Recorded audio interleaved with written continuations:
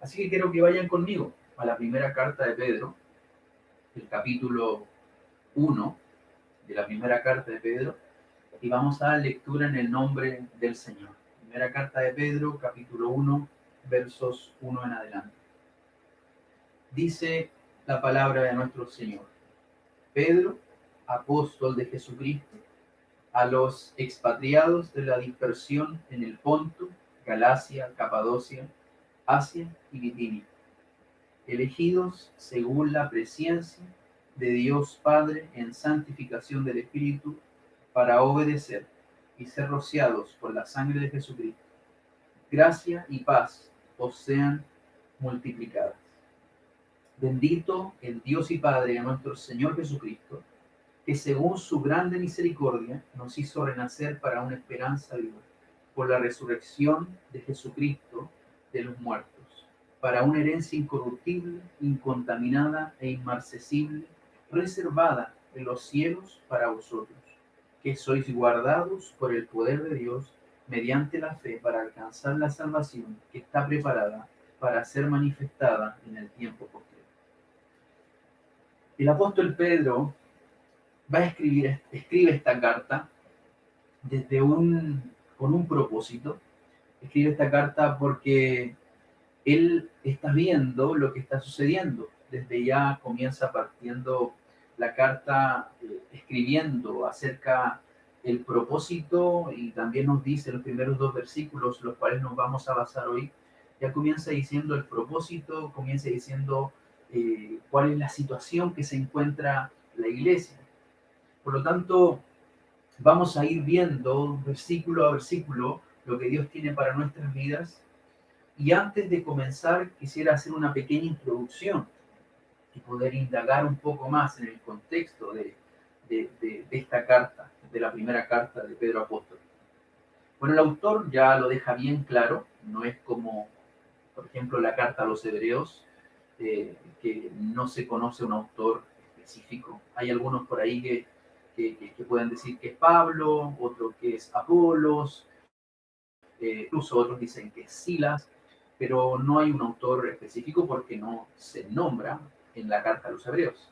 Aquí en esta carta el apóstol Pedro sí lo dice desde un principio.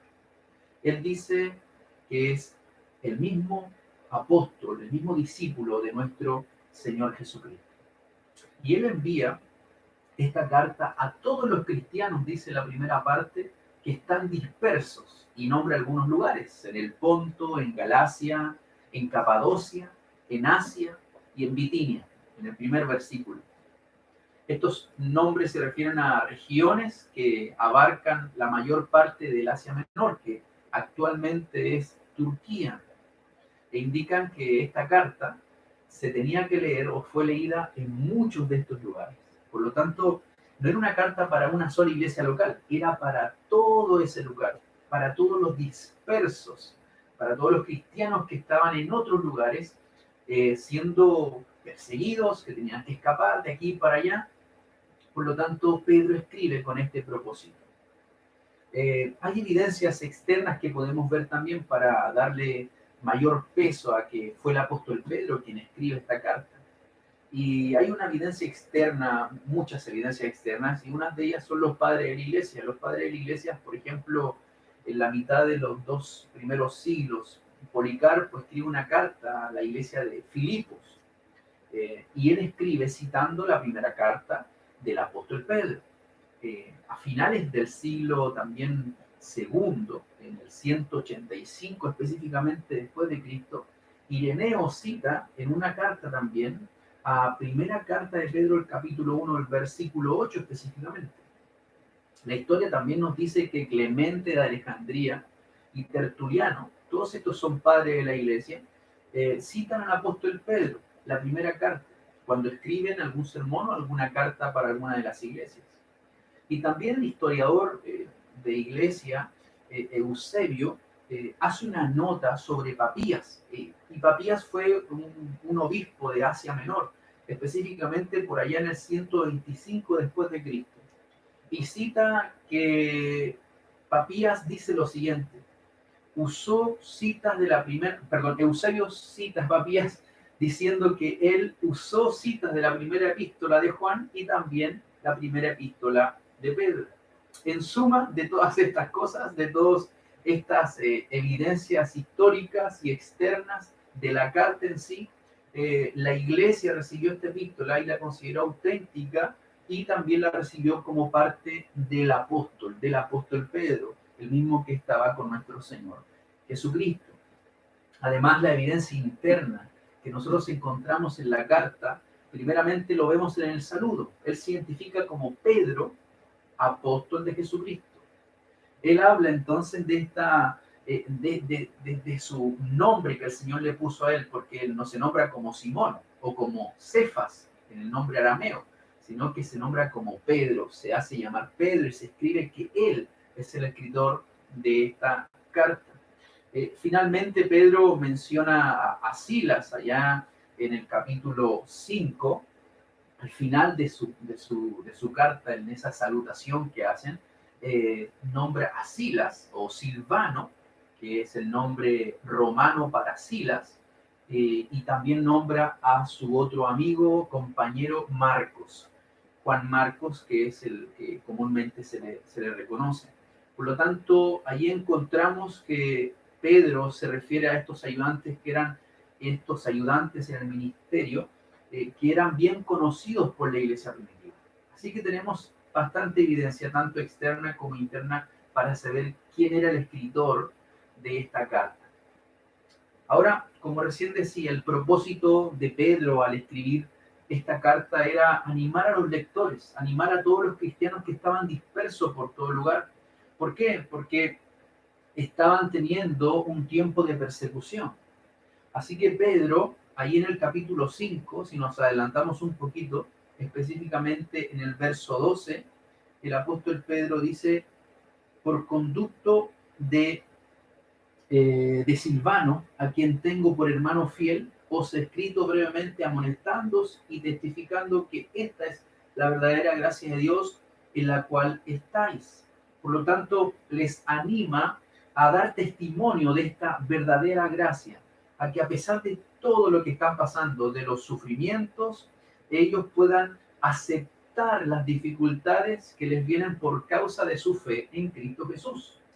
Y Pedro entonces los exhorta a estar firmes, a que permanezcan firmes. Él les dice que compartan los sufrimientos de Cristo y que participen de esta manera de su gloria. Mire, vaya conmigo al capítulo 4, el verso 13, dice, si no gozaos por cuanto sois participantes de los padecimientos de Cristo, para que también en la revelación de su gloria os gocéis con gran alegría. Está hablando de cuando Cristo venga. Verso 14, si sois vituperados por el nombre de Cristo, sois bienaventurados, porque el glorioso Espíritu de Dios reposa sobre vosotros. Ciertamente de parte de ellos Él es blasfemado, pero por vosotros es glorificado. Por lo tanto, Pedro les anima, les exhorta con estas palabras a que ellos sean participantes de estos sufrimientos de Cristo y que participen de la gloria cuando Cristo venga. Ahí la palabra que aparece en la escritura como esperanza es clave, porque esta palabra esperanza aparece muchísimas veces, 5 veces en esta carta. Por ejemplo, en el capítulo 1, en el versículo 3, habla de la esperanza. El versículo 13 también nos habla y dice que debemos ceñid los lomos de vuestro entendimiento, ser sobrios y esperar por completo en la gracia que se os traerá cuando Jesucristo sea manifestado. Habla de la esperanza. En el versículo 21 también habla acerca de esta vuestra fe y esperanza sean en Dios. En el capítulo 3, versículo 5, también Pedro nombra y habla acerca de estas mujeres que estaban esperanzadas en Dios. Y en el verso 15 del mismo capítulo 3 también habla acerca de esta esperanza que hay en vosotros. Por lo tanto, esta palabra esperanza se repite constantemente en la carta de Pedro y es con este propósito. Pedro escribe esta carta de esperanza a cristianos que estaban experimentando un sufrimiento frecuente, pero también un sufrimiento que era muy intenso. una persecución que les exigió salir de su propia ciudad, de su propio lugar, e irse escapando de estas persecuciones porque les esperaba no una cárcel simplemente, sino la muerte. Por lo tanto, esta primera carta de Pedro es sumamente importante y de aquí viene el tema principal. El tema principal de esta carta es el sufrimiento del cristiano por nuestro Señor Jesucristo. El tema principal es el sufrimiento del cristiano por nuestro Señor Jesucristo. Todo lo que experimenta en la vida cristiana el que ha creído en el Señor tiene que enfrentarlo con gozo. Y esta carta es maravillosa porque nos ayuda a entender de que nosotros debemos afrontar las dificultades de nuestra vida con ese gozo y con esa esperanza. Así que esperamos en Dios que Él, su Espíritu Santo, pueda indagar, profundizar en nuestros corazones por medio de su palabra y así levantar nuestro ánimo para que no nos desmayemos, sino sigamos adelante manteniendo nuestra confianza y nuestra fe en nuestro Señor Jesucristo. Y así también seamos partícipes de los sufrimientos de nuestro Señor Jesucristo. Ahora, la fecha ahí está un poquito, algunos citan algún año, pero los que ya en la gran mayoría, los historiadores, los más eruditos en el tema, ya han llegado a ciertas conclusiones y esta carta fue escrita entre el 60 y el 65 después de Cristo. Por lo tanto, ahí tenemos una pequeña introducción para darle una claridad un poquito más global, más concreta a lo que va a significar el estudio de esta carta, de la primera carta de Pedro. Entonces, vamos a los primeros dos versículos a los cuales nos vamos a enfocar hoy día. Ahora, tenemos en primer lugar el nombre y el título del remitente. ¿Ok? Luego tenemos la dirección hacia donde va dirigida la carta. Dice que va dirigida a los expatriados de la dispersión del Ponto, de Galacia, Capadocia, Asia y Bitinia. Es decir, tenemos que la remite y tenemos la dirección. Es decir, el escritor envía esta misiva a destinatarios que viven en diversas partes de Asia Menor. No era una iglesia local específica, como dije recién, sino que estas cartas debían ser enviadas, recibidas por una iglesia y enviada a otra iglesia. Esta carta iba a ser llevada de lugar en lugar. Así que Pedro se presenta de un modo bien directo. En vez de decir que era Simón, hijo de Jonás, allí en Mateo capítulo 16, versículo 17, cuando se recuerda usted ese momento, cuando el Señor Jesús le pregunta a sus discípulos, ¿qué dicen las personas que soy yo? Y algunos comienzan, dicen que tú eres Elías, otros que tú eres la reencarnación de Juan. Entonces, ¿y ustedes qué les dicen que soy yo? Y la revelación de Dios el Padre hacia Pedro fue lo que Pedro le dice a Jesús, tú eres el Cristo, el Hijo de Dios, tú eres el Mesías que había de venir. Y Jesús lo mira y le dice, Pedro, no te lo reveló carne ni sangre, sino mi Padre que está en los cielos. Y desde ahora te digo, Simón Pedro, ahora ya no te llamarás más Simón, sino que te llamarás Cefas, que es el nombre arameo, y Petros, que es el nombre griego. Y de ahí Pedro para nosotros. Dice, y a ti te daré las llaves del reino, y sobre esta roca edificaré mi iglesia. Y todo lo que ates aquí en la tierra será atado en el cielo, y todo lo que desates en la tierra será desatado en el cielo. Ahí hay un montón de interpretaciones un poco místicas y oscuras que muchas veces nos llevan a tener un mal entendimiento por estas malas conclusiones. Simplemente lo que Jesucristo estaba diciendo a Pedro era que primero le cambia el nombre y cuando le dice que le entrega las llaves del reino y le da autoridad para atar y desatar, no es que está diciendo que él tiene autoridad simplemente para atar demonios y tiene una autoridad distinta a otros, sino que le está diciendo a las llaves del reino que él iba a ser uno de los primeros a quienes Dios iba a utilizar después de la venida del Espíritu Santo para la predicación del Evangelio.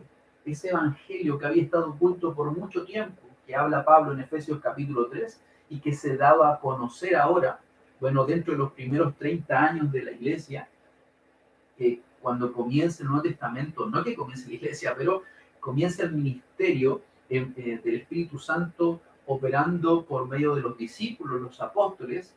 En ese momento Pedro es utilizado en la primera predicación, en el Pentecostés, cuando se convierte en 3.000 personas, ¿se recuerda usted?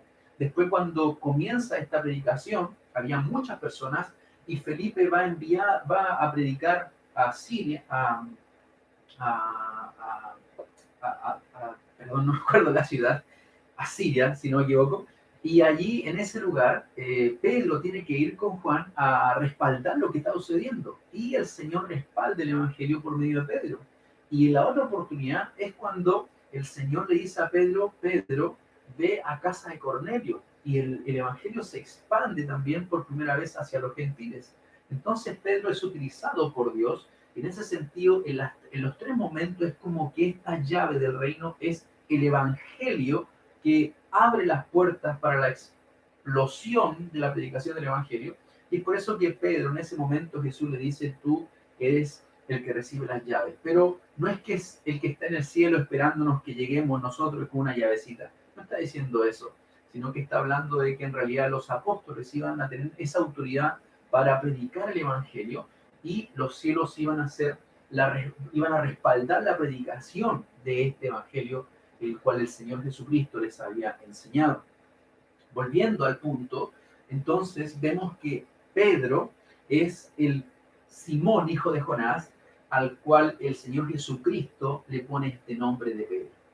Y Pedro se presenta como Pedro, no como Simón, hijo de Jonás. Él usa el nombre Pedro. Este es el nombre que Jesús le dio en el momento que también lo relata Juan, el Evangelio de Juan, en el capítulo 1, cuando dice en el capítulo 1, verso 42, y mirándole Jesús le dijo, tú eres Simón, hijo de Jonás, tú serás llamado Cefas, que quiere decir Pedro. Andrés lo lleva y lo presenta delante del Señor, y el Señor sabía quién era Pedro. El nombre Simón, el nombre que Simón, recibió de Jesús, va a manifestar su carácter. Ahora, el carácter de Simón, no es de este Simón, el nombre que el Señor le pone, no es que él iba a ser inmediatamente ese hombre de carácter firme, ese hombre que iba a llevar de una forma más sabia el Evangelio o el ministerio, sino que nosotros vemos en el transcurso de la vida de Pedro, vemos que era un hombre muy impulsivo. Nuevamente recordamos ese momento cuando él le dice, tú eres el Hijo de Dios, y el Señor le dice, no te lo reveló carne ni sangre. Pero después, más adelante, vemos la impulsividad de Pedro. Y constantemente Pedro estaba siendo esclavo de sus palabras. En algún momento he llegado a pensar que yo muchas veces más me asimilo como a Pedro.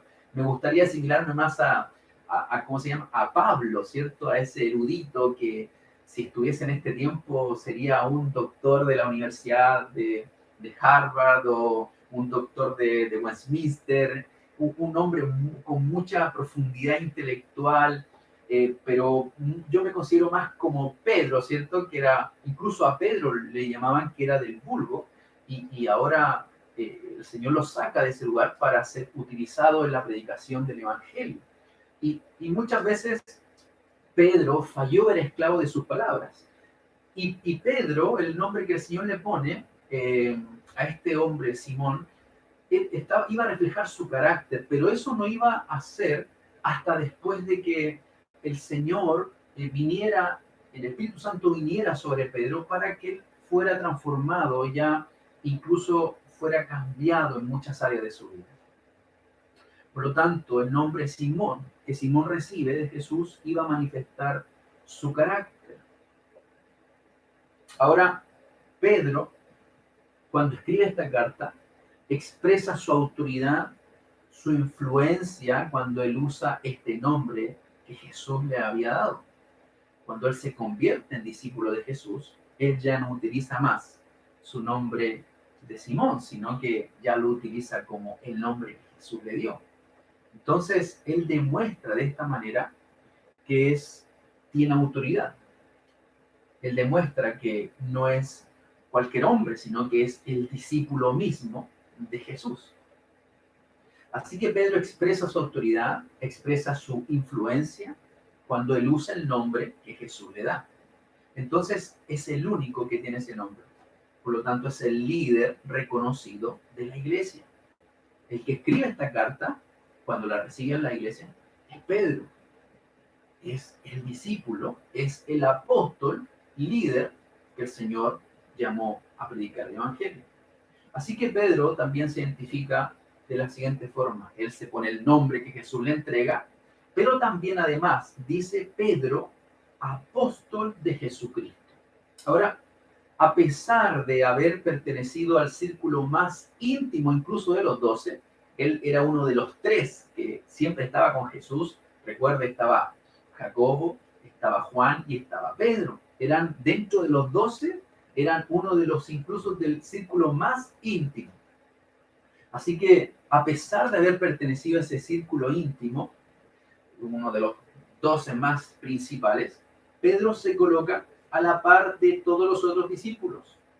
Según la propia expresión, él es un apóstol, no es el apóstol, sino que es un apóstol de Jesucristo. Apóstol de Jesucristo. Pedro no necesita explicar tampoco ni defender su apostolado. No sé si nosotros podemos recordar, ahí en Gálatas, ¿se recuerdan ustedes cuando Pablo tiene que dar énfasis de lo que él es? Y Pablo, si usted va a Gálatas capítulo 1, Gálatas capítulo 1, versículo 1, Pablo dice, Pablo apóstol, y hace énfasis, no de hombres, ni por hombres, sino por Jesucristo y por Dios, el Padre, que lo resucitó de los muertos. Pablo constantemente estaba luchando por el menosprecio que le hacían a él. Bueno, tenía batallas desde incluso de los judaizantes que estaban negando su apostolado constantemente. Pero Pedro no tenía ese problema, al menos. En la carta que él escribe, en la primera y la segunda, él no tiene ningún problema, él hace énfasis. Él es Pedro, apóstol de Jesucristo, y punto. Por lo tanto, él no tiene que estar batallando con respecto a que no se le reconozca, porque no había otro Pedro, él era el único, él era el Cefas, que Jesús le había puesto ese nombre. Por lo tanto, Pedro se limita a referirse a sí mismo como apóstol de Jesucristo. Junto con los otros apóstoles, Pedro había recibido el derramamiento del Espíritu Santo en ese momento del Pentecostés y por ello proclama la resurrección de nuestro Señor Jesucristo. En Hechos capítulo 2, el verso 1 al verso 4, en ese momento, dice, cuando llegó el día de Pentecostés, estaban todos unánimes y de repente vino del cielo un estruendo como de un viento recio que soplaba, el cual llenó toda la casa donde estaban sentados y se les aparecieron lenguas repartidas como de fuego, asentándose sobre cada uno de ellos. Y fueron todos llenos del Espíritu Santo y comenzaron a hablar en otras lenguas según el Espíritu les daba que hablasen. Así que Pedro se presenta como el apóstol de Jesucristo. Él había estado en ese momento del derramamiento del Espíritu Santo en el Pentecostés. Y él también ha recibido el apostolado como un cargo vitalicio, es decir, hasta que él muriera, nadie le iba a quitar él no iba a jubilar de apóstol. Dios lo llama al apostolado hasta que se muera. Ahora, él también recibió el cargo de Cristo de hacer discípulos a todas las naciones. Tiene que ir a predicar el Evangelio, tiene que ir a predicar las buenas noticias, el Señor lo iba a usar, su llamamiento era hasta la muerte, pero también Jesucristo mismo lo había llamado a que fuera junto a los otros discípulos. Le encomendó que fueran por todo lugar a ser discípulos, enseñándoles todas las cosas que nuestro Señor Jesucristo le había enseñado. Así que un apóstol no era cualquier persona. Un apóstol tiene una connotación de mayor alcance.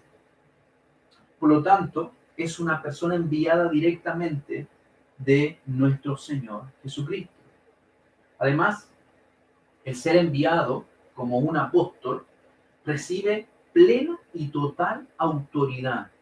Por lo tanto, él no comunica sus propios pensamientos, sino que es el mensaje de aquel que le envió.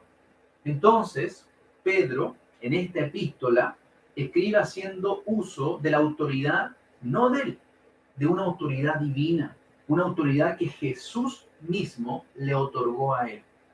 El uso del nombre que aquí pone Pedro, ¿cierto? Pedro, apóstol de Jesucristo, es importante también. Esta palabra, este nombre Jesucristo apunta en primer lugar al ministerio terrenal de nuestro Señor Jesucristo y en segundo lugar hace énfasis en este llamamiento hacia la tarea de nuestro Señor Jesucristo. Jesús, Cristo, esto nombre compuesto de Jesús y Cristo, en Jesucristo hace este énfasis en el ministerio terrenal de nuestro Señor y también en el propósito, en la tarea que Él vino a hacer. Él es el Mesías prometido, es el Mesías esperado. Jesús, el de Galilea, el hijo de carpintero que comúnmente se le conocía, no es un simple hombre, Él es Dios hecho hombre. Era 100% Dios y es 100% hombre. Por lo tanto, Él viene en este mundo, vive como un hombre, muere en la cruz, no como pecador, sino como si hubiese pecado por causa de nuestros pecados, y Él viene a ser el Mesías enviado. Él viene a ser el ungido de Dios. Entonces Jesucristo encarga a Pedro que le sirva como su apóstol y que escriba su carta, que es una carta reconocida como cartas generales, a la iglesia de Asia, es decir, a la Turquía actual. Ahora, sigue diciendo Pedro, apóstol de Jesucristo, a los expatriados en la dispersión. Entonces, él escribe a quién está dirigida esta carta. El apóstol Pedro, antes de decirnos dónde viven las personas, Pedro les escribe de forma espiritual, de forma también llamada de forma social y por último políticamente. ¿Por qué? Porque el apóstol escribe su carta a los expatriados de la dispersión, dice, del Ponto, de Galacia, de Capadocia, de Asia y de Bitinia. Esta palabra expatriados hace énfasis en que nosotros como hijos de Dios somos extranjeros, que no somos residentes en este mundo. Por eso, mis hermanos, nosotros no debemos aferrarnos a las cosas de este mundo, porque nosotros somos extranjeros, y en algún momento Pedro lo dice más adelante, y advenedizos. Es decir, nosotros no pertenecemos, nuestra nacionalidad no es de este mundo, nosotros tenemos una nueva Jerusalén donde vamos a habitar, nosotros estamos de paso en este mundo, por lo tanto no nos aferramos. Miren lo que dice el capítulo 11 de el libro de la carta a los Hebreos, capítulo 11, y vamos a leer el verso 13. Hebreos 11:13, hablando acerca de estos hombres de fe, y específicamente hablando de Abraham, que fue a la tierra prometida. Y miren lo que dice el versículo 13 del capítulo 11 de los Hebreos. Conforme a la fe murieron todos estos, sin haber recibido lo prometido. La pregunta es, ¿acaso Dios no le dijo a Abraham que le iba a entregar la tierra prometida? ¿Le dijo? Claro que sí.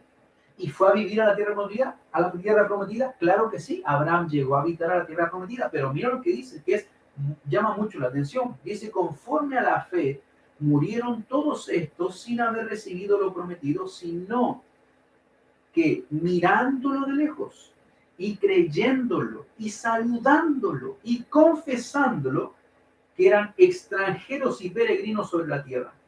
Porque los que esto dicen claramente dan a entender que buscan una patria, pues si hubiesen estado pensando en aquella de donde salieron, ciertamente tenían tiempo de volver, pero anhelaban una mejor, esto es, una patria celestial, por lo cual Dios no se avergüenza de llamarse Dios de ellos, porque les ha preparado una ciudad. Abraham por eso no hacía edificios, sino que vivía en campamentos, porque él no se aferraba a este mundo, porque él sabía, dice que él esperaba otra patria celestial. Así que los cristianos no sienten que el mundo sea su hogar. porque su permanencia en la tierra, dice la Escritura que es transitoria. Y lo que dice Pedro, vamos a la primera carta de Pedro nuevamente, el capítulo 2, versículo 11, dice lo siguiente: amados, yo os ruego como extranjeros y peregrinos, como extranjeros y peregrinos. Por lo tanto, nuestra nacionalidad o nuestro mundo, o nuestro lugar donde vamos a habitar no es de este mundo. Así que nuestra mayor fuerza, nuestra mayor esperanza, nuestro mayor esfuerzo, no lo hacemos para habitar en este mundo. Nuestra vida está dedicada y está consagrada para habitar en otro lugar, la cual Jesucristo dijo que iba a preparar para que nosotros, todos los que hemos creído en Él, podamos estar para siempre con Él. Nuestra ciudadanía está en los cielos. Eso es lo que dice Pablo a los filipenses. Filipenses capítulo 3, versículo 10, dice lo siguiente, versículo 20, perdón. Mas nuestra ciudadanía está en los cielos, de donde también esperamos al Salvador, el Señor Jesucristo. Tu ciudadanía, mi ciudadanía, está en los cielos, de donde también esperamos a nuestro Señor y Salvador. Por ende, mis hermanos, al ser elegidos de Dios, nosotros vivimos en esta tierra como exiliados, como residentes temporales. Somos extranjeros, somos exiliados como residentes temporales. Sigue diciendo Pedro entonces, primer versículo, a los expatriados de la dispersión. Esa palabra de la dispersión se refiere al exilio y a su consecuencia. El pueblo judío había sido arrojado de su tierra natal y vivía en la dispersión. Eso nos puede relatar también ahí Juan capítulo 7, versículo 35. Después de la muerte de Esteban, por ejemplo, los cristianos de origen judío fueron dispersos por todos lugares. Se vieron obligados a salir de su lugar e ir a vivir al extranjero. Ahí estaba Pablo, ¿cierto? Cuando estaban matando a Esteban y comenzó la persecución de los cristianos. Y esto era dentro del vocabulario de muchos cristianos en ese entonces. Sabían que no pertenecían a este mundo, sabían que esperaban una ciudad celestial, no terrenal.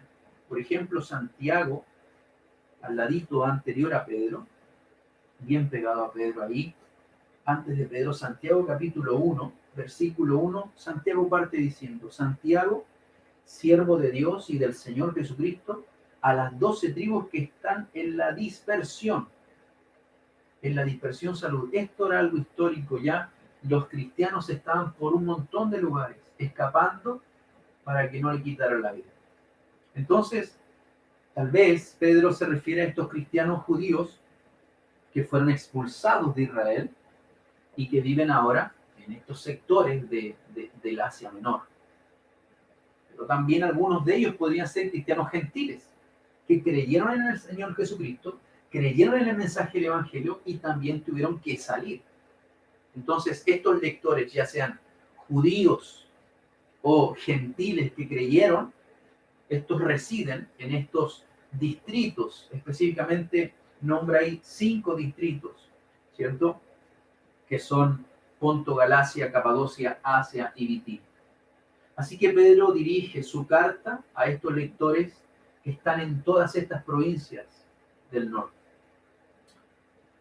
Entonces, mis hermanos, Pedro, allí nos dice, perdón, el libro de los Hechos, el capítulo 12. Vaya conmigo, por favor, Hechos capítulo 12.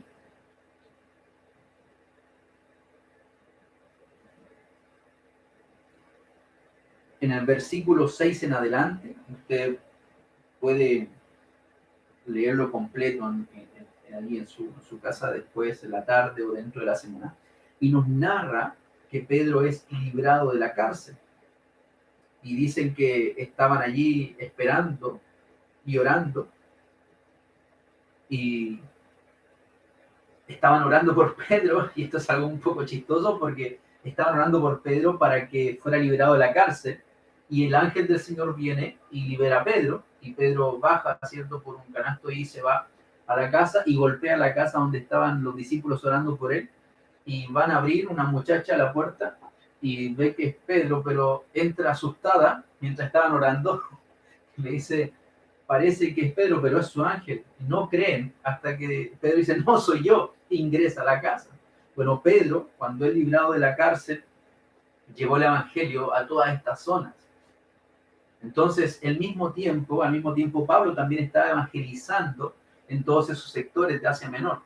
Pero el Espíritu Santo no le permite a Pablo, predicar en esta provincia de Asia. Entonces, no le permite tampoco entrar se recuerda usted muy bien, a Bitinia. Entonces, Pablo no quería predicar, dice, en un momento donde ya el Evangelio ha sido predicado. No quiere edificar, según Romanos 15:20, las palabras de Pablo, edificar sobre un fundamento ajeno. Por lo tanto, Pedro, entonces, en este primer versículo hemos visto que Pedro, el Simón, hijo de Jonás, se presenta como el discípulo, el apóstol de Jesucristo, el que fue enviado de él, y se presenta como apóstol comisionado, en este caso, con la autoridad de nuestro Señor Jesucristo, a los expatriados, a todos los cristianos que estaban lejos de su casa y que están dispersos por un montón de lugares. En el versículo 2, el apóstol Pedro sigue diciendo que todos estos cristianos, todos los lectores de su carta, y también nosotros, dice, elegidos según la presencia de Dios Padre en santificación del Espíritu, para obedecer y ser rociados con la sangre de Jesucristo. Gracia y paz os sean multiplicadas.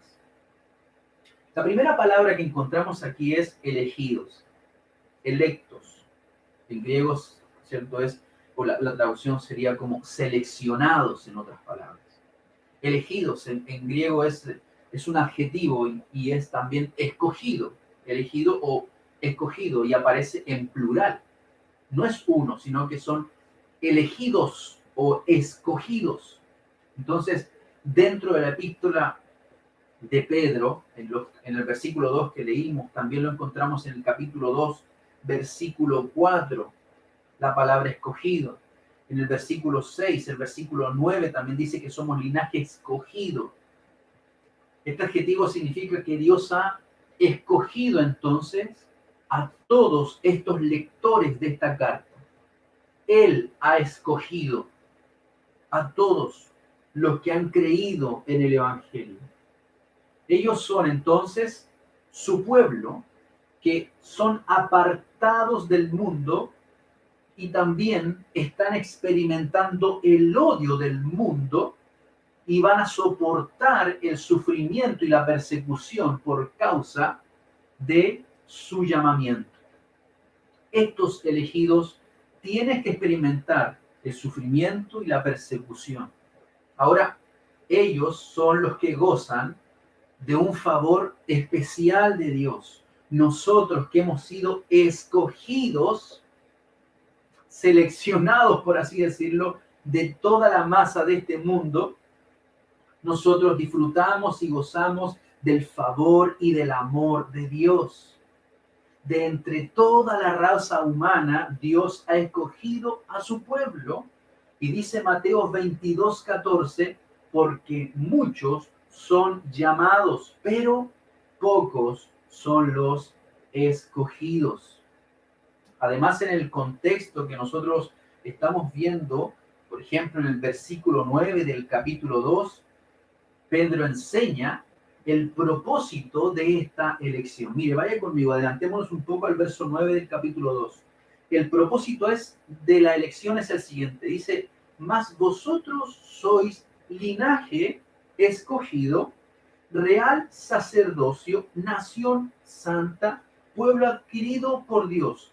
Todos estos son símiles o sinónimos, son sinónimos de una misma idea, que somos linaje escogido, somos real sacerdocio, somos nación santa, un pueblo adquirido por Dios. El propósito de este linaje escogido, de esta nación santa, de este pueblo adquirido por Dios, el propósito es para que anunciéis las virtudes de aquel que os llamó de las tinieblas a su luz admirable. Por lo tanto, Pedro escribe aquí, en este versículo 9, el propósito por el cual nosotros hemos sido escogidos. A pesar de que estamos experimentando o estaban experimentando con una mayor fuerza o fiereza el odio de estos cristianos, estaban siendo perseguidos hasta la muerte. Nosotros no estamos para nada siendo perseguidos, pero en otros lugares hoy día, claro que sí están siendo perseguidos muchos hijos del Señor, misioneros en todo lugar, y quizás acá también estamos padeciendo en algún momento alguna persecución, pero todos ellos que son apartados del mundo para Dios experimentan ese odio y vamos a tener que soportar el sufrimiento y la persecución cuando venga el momento también acá. Pero a pesar de ello, nosotros disfrutamos y gozamos de este favor de Dios, de su amor. Sigue Pedro escribiendo, y aquí, en el versículo 2, el apóstol Pedro habla de tres actos del Dios Trino. Nosotros creemos en un Dios, en tres personas. Dios Padre, Dios Hijo, Dios Espíritu Santo. Y aquí en este versículo 2, el apóstol Pedro describe los tres actos de este Dios Trino. El Padre conoce y elige de antemano. Eso lo dice la primera parte. Dice, elegido según la presencia de Dios Padre. El Padre entonces elige de antemano y conoce en este sentido, Él escoge para Él. Y dice, el Padre elige y conoce de antemano. El Espíritu Santo santifica, sigue diciendo, en santificación del Espíritu. Y Jesucristo espera obediencia de los que ha llamado y ha limpiado del pecado. Mira lo que dice después. Para obedecer y ser rociados con la sangre de Jesucristo. Así que en este versículo Pedro nos muestra la Trinidad actuando en toda la obra de la redención. El Padre escogiendo de ante la fundación del mundo a quienes iban a ser salvos, el Espíritu Santo apartándolos para Dios y Jesucristo lavándonos con su sangre y nosotros siguiendo sus pisadas, nosotros siguiendo sus enseñanzas. El conocimiento previo, entonces, ¿a qué se refiere? Dice, según la presencia de Dios.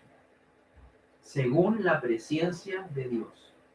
Aquí la fuerza de esta frase o de esta oración se centra en la atención de la expresión elegidos o escogidos, ya que el concepto de conocimiento previo está directamente relacionado con la elección.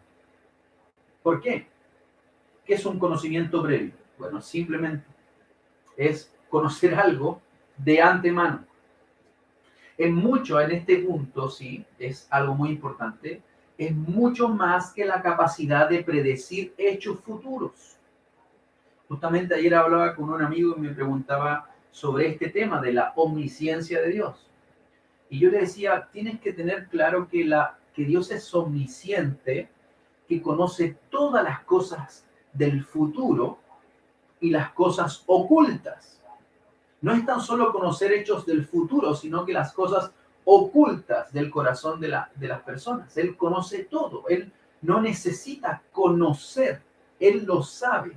Ahora, es muy importante también saber que en este sentido el todo conocimiento de Dios no está diciendo que Dios va conociendo hechos futuros de las personas. No, Él conoce las cosas porque Él desde la eternidad pasada, como le llaman los teólogos, es decir, antes de la creación del mundo, Él había decretado todas las cosas como iban a acontecer.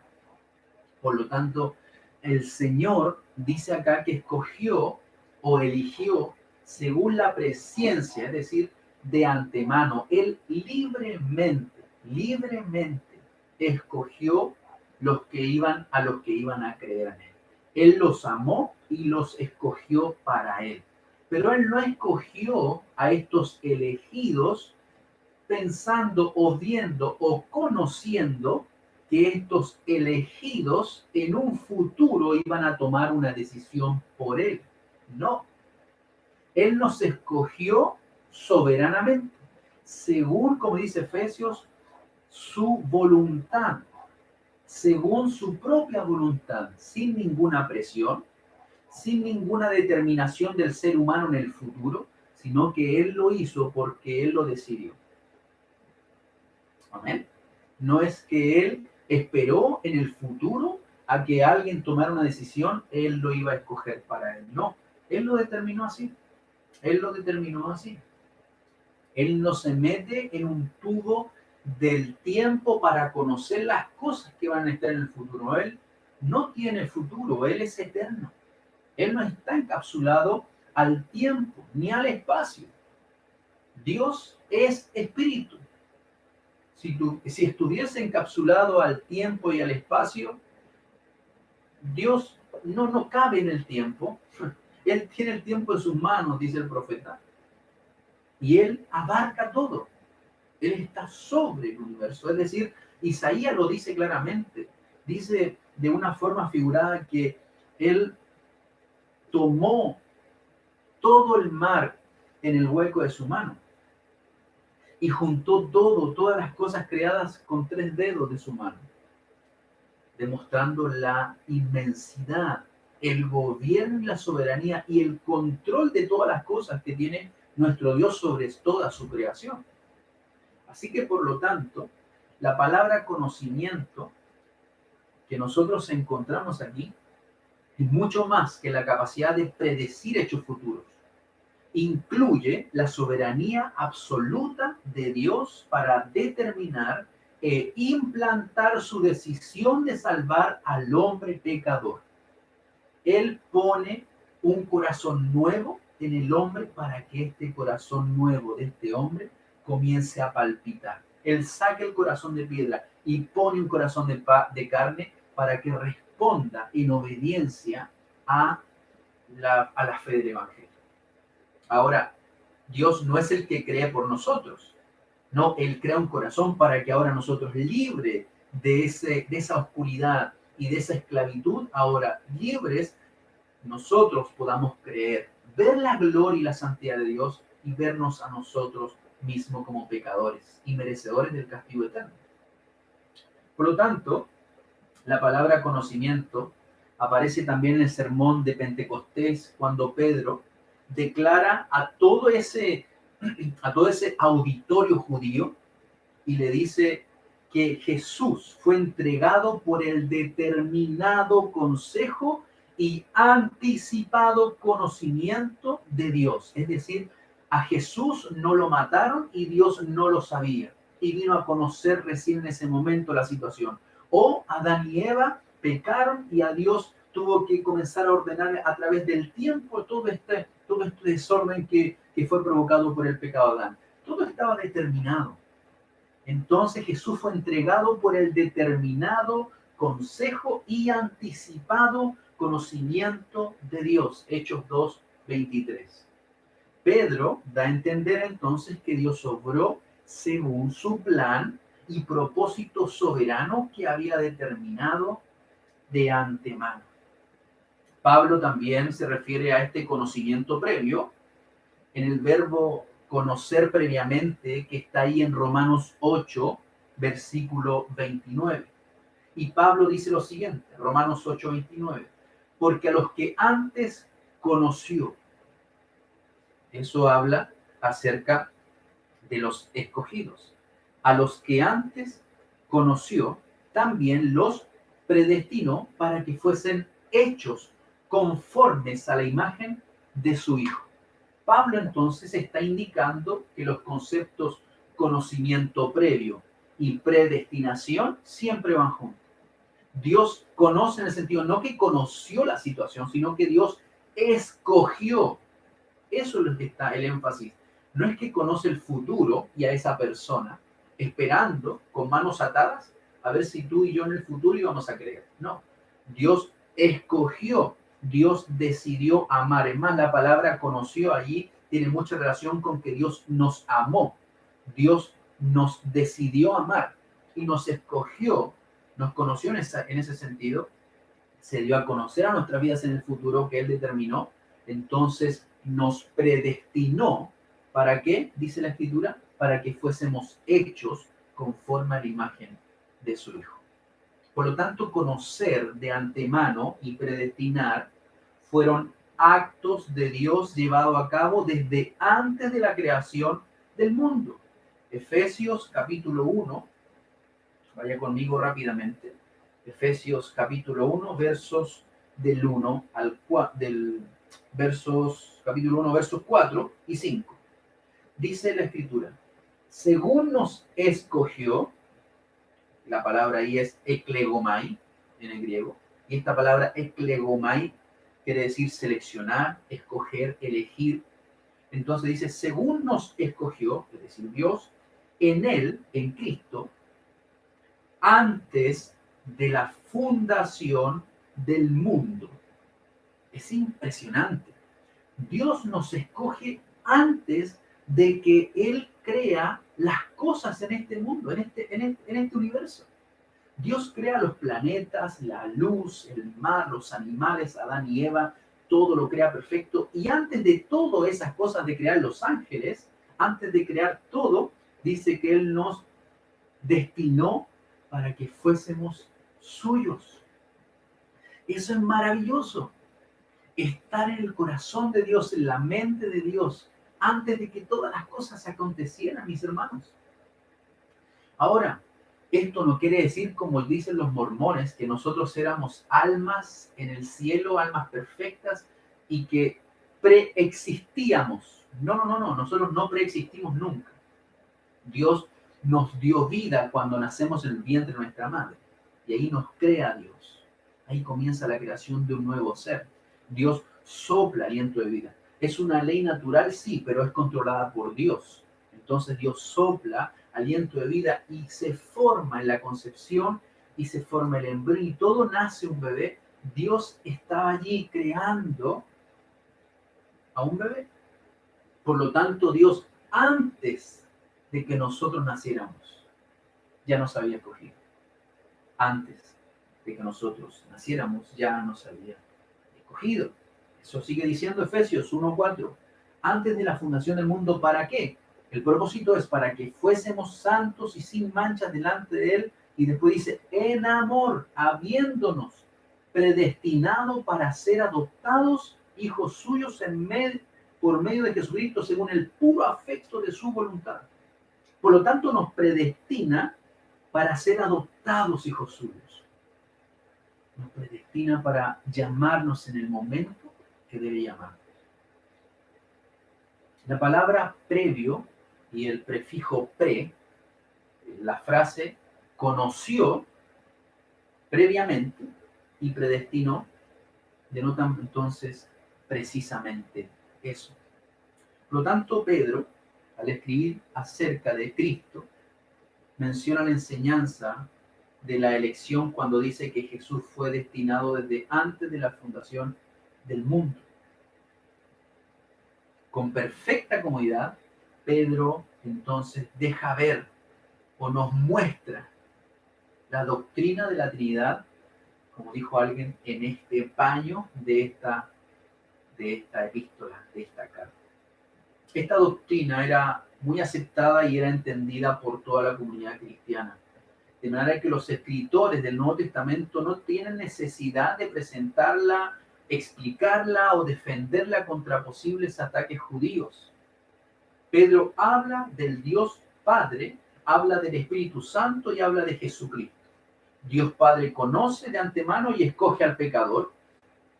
Y al describir a Dios como Padre, Pedro da a entender que las personas que Dios ha elegido, a quienes Pedro llama elegidos, son sin duda hijos de Dios. Por lo tanto, gozan de un gran privilegio.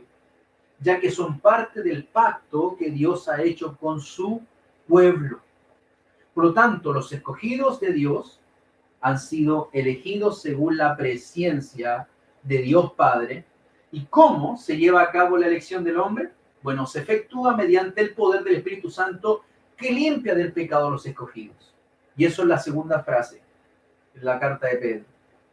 Dices, elegidos según la presciencia de Dios en santificación del Espíritu.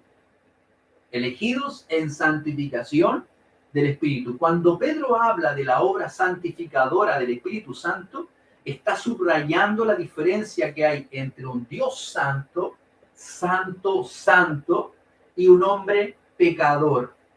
Entonces el Espíritu obra cuando presenta al hombre como santo y aceptable ante Dios. El hombre pecador no puede entrar ante la presencia de un Dios 3 veces santo, a menos que Dios lo santifique por medio de su Espíritu.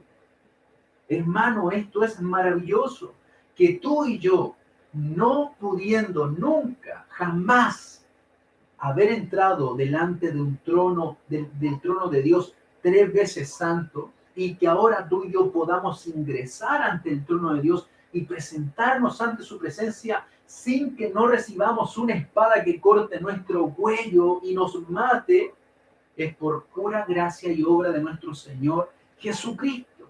Es por la obra regeneradora del Espíritu Santo en nuestro interior que transforma nuestras vidas y nos santifica, nos aparta, como dice en un momento en el capítulo 16 de Juan, que el Espíritu Santo nos va a convencer de pecado, de justicia y de juicio. Nos va a llevar a donde nuestro Señor, para que nosotros seamos lavados, limpiados, renovados, para poder presentarnos como justos delante de nuestro Dios y Padre. Él nos mira como si mirara las obras del Hijo de Dios, su propio Hijo. Él nos mira como si nunca hubiésemos pecado, y eso es maravilloso. Entonces, Él nos escoge por la santificación también del Espíritu Santo. Por lo tanto, Pedro no es el único que enseña acerca de la obra santificadora del Espíritu Santo. En el griego original indica que esta obra santificadora del Espíritu es una actividad o un proceso continuo en vez de una acción ya cumplida que resulta en un estado de perfecta santidad. En el proceso, el hombre no queda pasivo mientras actúa el Espíritu, también el hombre está profundamente ocupado. El hombre está trabajando también en su santidad. El hombre está exponiendo su vida ante Dios. El hombre está orando, está desarrollando las disciplinas espirituales. El hombre se expone, y es lo que dice Pablo también en Efesios capítulo 5, verso 18. Dice ser lleno del Espíritu Santo. Es decir, déjense controlar por Dios, que la palabra de Dios abunde en nuestro corazón. Por lo tanto, es un proceso en santificación también. Ahora, en último lugar, la obediencia y el rociamiento que nombra Pedro, dice para ser obedientes, para obedecer y ser rociados con la sangre de Jesucristo. Por lo tanto, el apóstol repite su referencia a la obediencia en versículos siguientes. Por ejemplo, el verso 14 dice, como hijos obedientes. En el verso 22 también dice lo siguiente, habiendo purificado vuestras almas por la obediencia a la verdad. Entonces, es una vida constante de obediencia, de ser una persona que sea obediente a su Señor, como un siervo, como un esclavo. Aquí, por medio de los términos obediencia y rociamiento, está haciendo referencia a Pedro a la confirmación del pacto que Dios hizo con el pueblo de Israel en el monte Sinaí. Éxodo capítulo 24, usted lo puede leer en casa, por honor al tiempo no lo vamos a leer. Entonces aquí el escritor de la epístola a los hebreos también comenta acerca de ese derramamiento de sangre para expiar los pecados del pueblo de Dios, pero ahora en Cristo, que se hizo una sola vez y para siempre, haciéndonos perfectos a los santificados. Pedro entonces declara que mediante el sacrificio y la muerte de nuestro Señor Jesucristo, podemos nosotros ser redimidos y nuestros pecados fueron quitados y fueron llevados lejos para nosotros ahora ingresar y ser parte del pueblo de Dios. Entonces, Dios el Padre elige de antemano. Dios el Espíritu Santo nos santifica.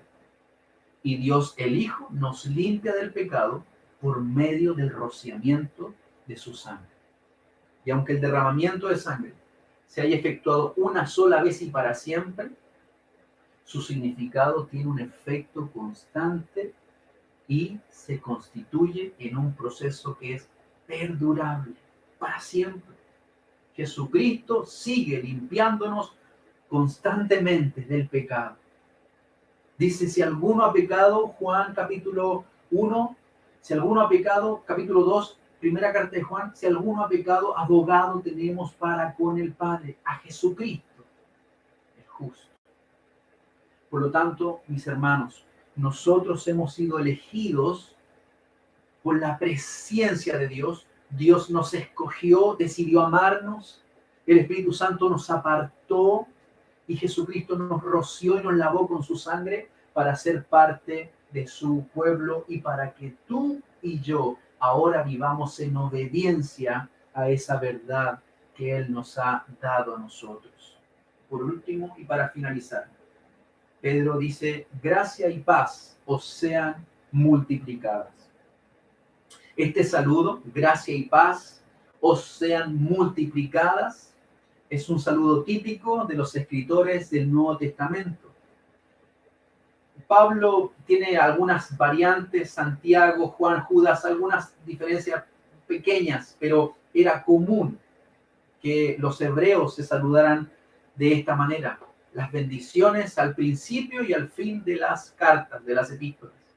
El término gracia es comprensivo, ¿por qué? Porque abarca los conceptos de misericordia, de amor y de perdón de Dios por el pecado. Y miren lo que dice Pedro, la gracia sea multiplicada. Gracia y paz se les multipliquen, dice Pedro. Entonces, la misericordia, el amor y el perdón de Dios, en otras palabras, se ha multiplicado para ustedes.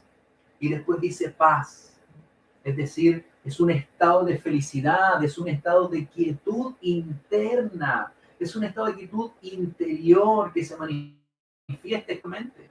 Es el shalom de Dios, es la paz de Dios, que sobrepasa todo entendimiento, es la paz por medio de la justificación de Cristo Jesús. Es esa paz, es esa tranquilidad que nos da seguridad que a pesar de toda la persecución que este pueblo estaba viviendo y que usted y yo podamos vivir, la gracia, la misericordia, el amor, el perdón de Dios y la paz de Dios, esa tranquilidad interior que nos hace expresar exteriormente en medio de toda la tormenta que podamos vivir, sean multiplicadas, dice Pedro, sean multiplicadas.